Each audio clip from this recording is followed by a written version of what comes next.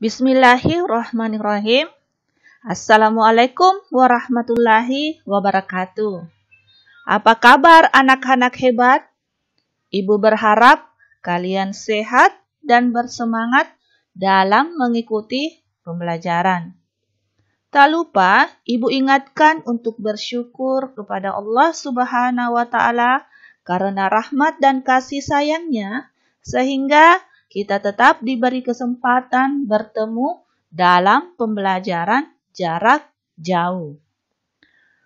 Sebelumnya, pembelajaran dimulai, mari kita berdoa sesuai dengan agama kita masing-masing dan semoga pembelajaran kita ini dinilai ibadah di sisi Allah Subhanahu wa Ta'ala dan semoga COVID-19 cepat berlalu. Amin ya Rabbal Alamin.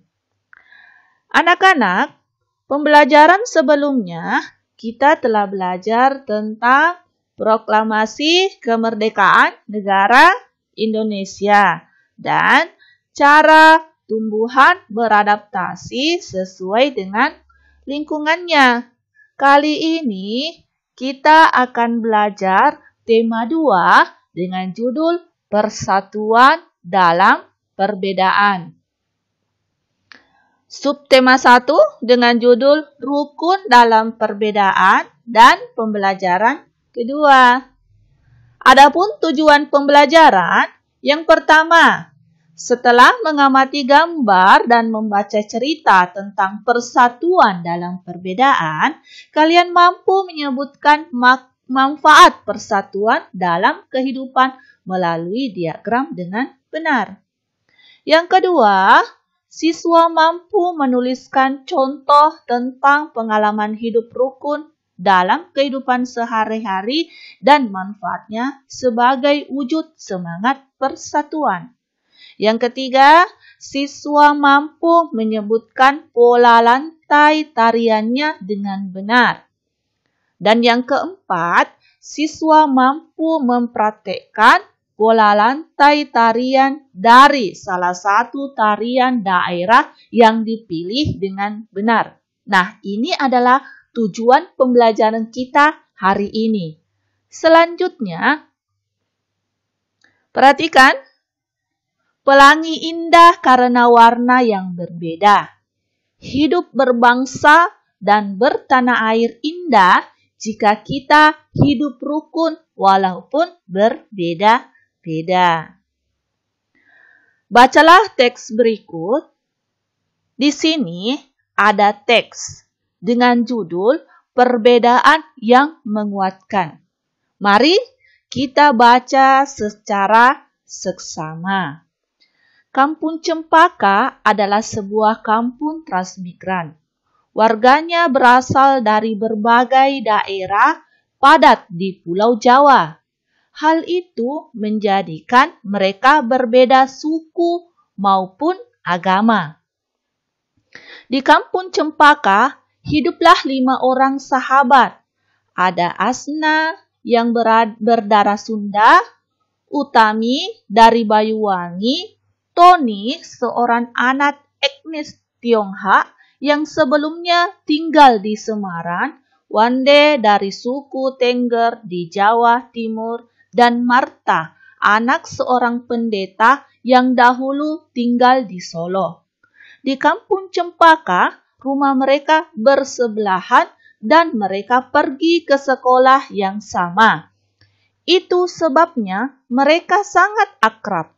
Mereka suka bermain bersama dan sering menghabiskan waktu di rumah satu sama lain. Meskipun berbeda suku, kebersamaan begitu kental terlihat dalam keseharian mereka. Bersama anak-anak lain di Kampung Cempaka, mereka setiap akhir minggu berkumpul di balai utama kampung.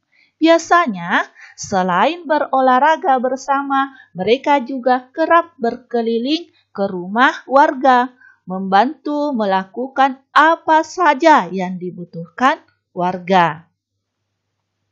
Kadang-kadang mereka membantu warga lanjut usia, sekedar membereskan rumah atau menyiapkan makanan.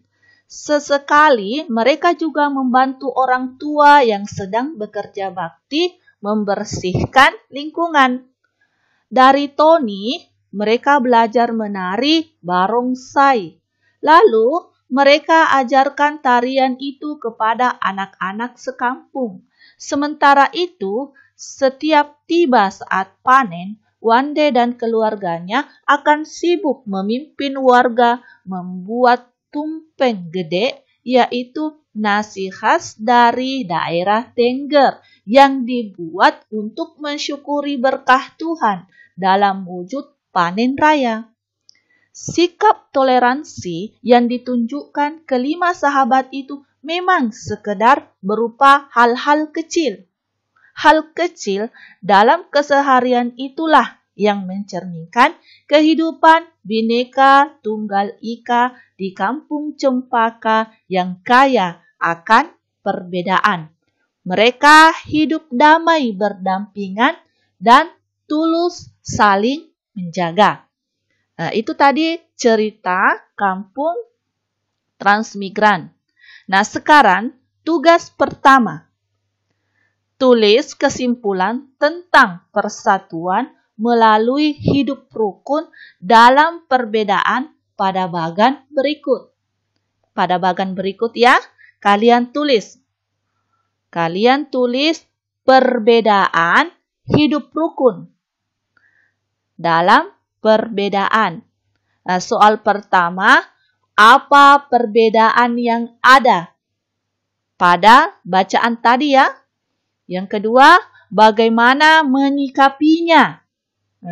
Terus yang ketiga, apa makna hidup rukun? Ini tugas pertama, kalian tulis di kertas. Kalian tulis di kertas dan gambar sesuai dengan bagan yang ibu tampilkan. Selanjutnya, perbedaan tidak menghalangi persatuan. Dengan bersatu, kita dapat melakukan banyak hal. Semangat persatuan bangsa Indonesia tercermin pada seni budaya lokal.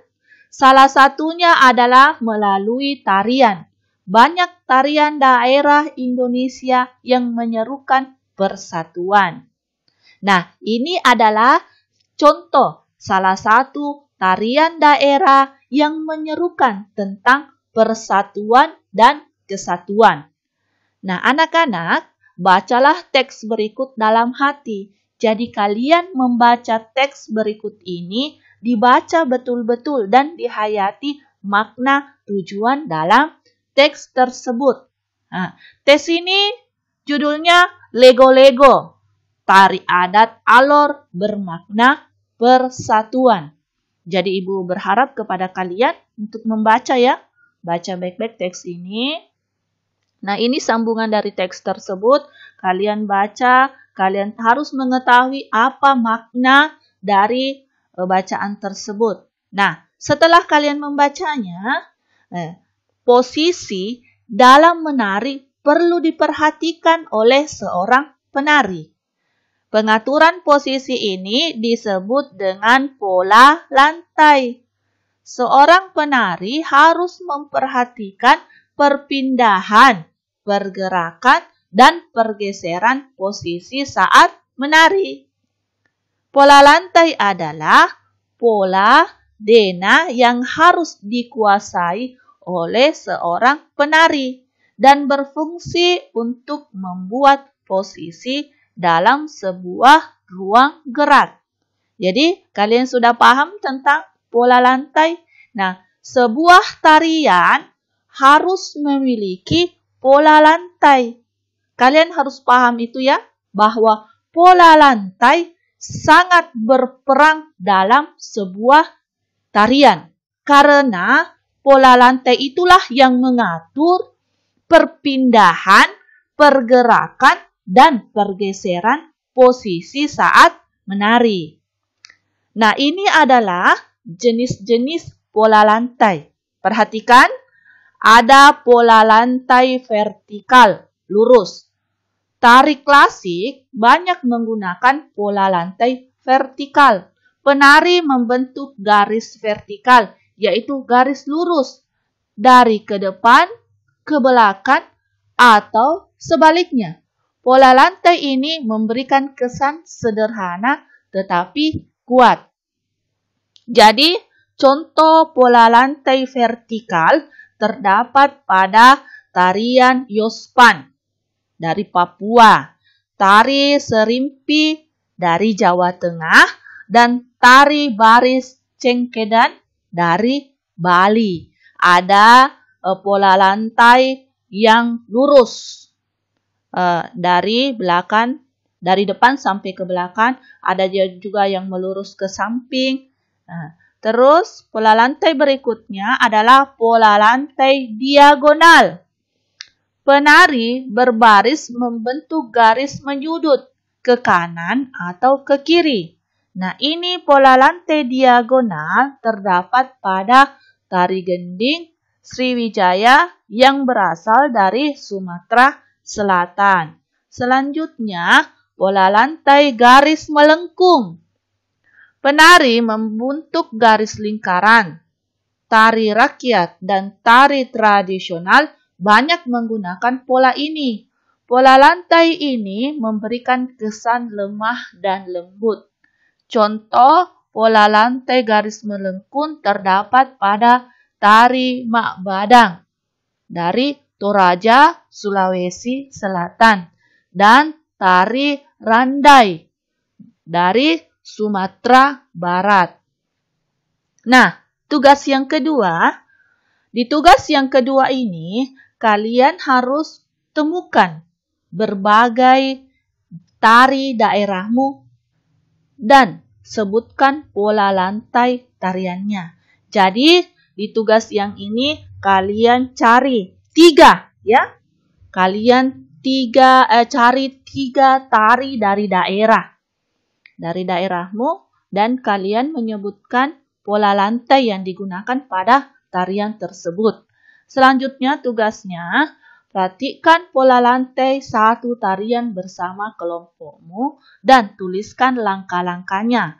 Kamu bisa menambah gambar pola lantai tersebut. Nah, tugas yang kedua ini, kalian cari 1 tarian yang berasal dari daerahmu dan kalian gambar pola lantainya.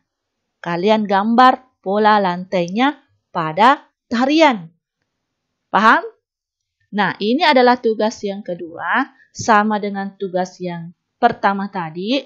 Tugas ini kalian tulis di kertas, terus kalian kumpul pada setiap hari Sabtu mulai pukul 8 sampai pukul 12.